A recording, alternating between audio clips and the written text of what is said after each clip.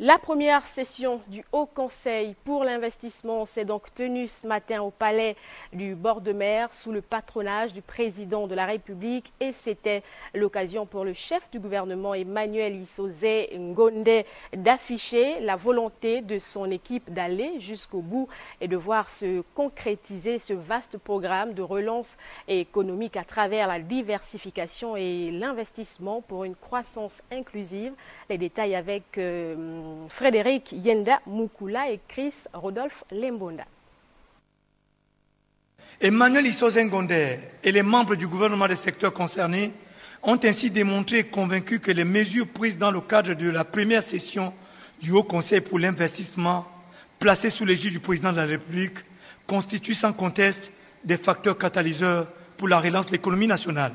On peut ainsi noter la volonté d'accélérer le traitement de la dette publique, de restaurer l'orthodoxie budgétaire et d'apporter des améliorations significatives dans le fonctionnement du système judiciaire.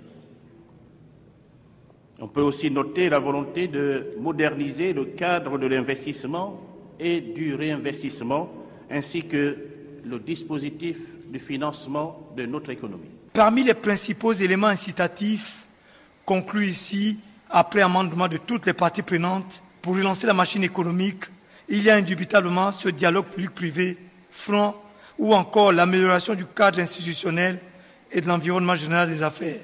Nous avons restitué au chef de l'État les 4 axes de réforme que nous avons identifiés pour pouvoir accompagner le plan de relance de l'économie. Et c'est avec satisfaction que nous avons vu l'adhésion du secteur privé et l'adhésion de l'administration pour pouvoir aller vers la réalisation de ce projet de relance de notre économie.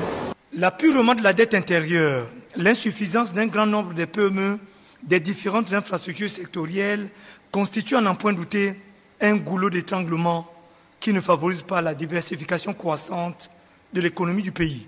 C'est important qu'on puisse échanger entre le public et le privé pour essayer de dégager des voies d'améliorer globalement le climat des affaires et de manière à favoriser l'investissement. Le secteur privé est vraiment l'instrument essentiel pour créer des emplois et combattre la pauvreté. Que ce soit le paiement de la dette intérieure dont on a beaucoup parlé et qui va vraiment permettre de relancer l'économie et de relancer les PME, ou encore tout ce qui est la facilitation pour que les Gabonais et les Gabonaises puissent créer vraiment des entreprises, parce qu'au jour d'aujourd'hui, il est difficile pour l'État de recruter des fonctionnaires. Donc la voie à favoriser, c'est vraiment la création d'entreprises. Au final, il va s'agir d'accroître l'investissement par la restauration de la confiance entre le secteur public et le privé et surtout de susciter l'implication intégrale des entreprises locales et des firmes internationales.